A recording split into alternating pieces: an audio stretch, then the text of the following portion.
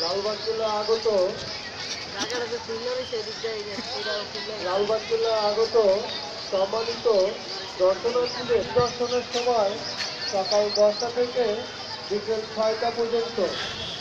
ইতিমধ্যে যারা পরিদর্শন শেষ করেছেন তাদেরকে উত্তর পূর্ব কোণের কাঠের গেট দিয়ে সুশৃঙ্খলভাবে দীর্ঘ ত্যাগ করার জন্য অনুরোধ করা যাচ্ছে।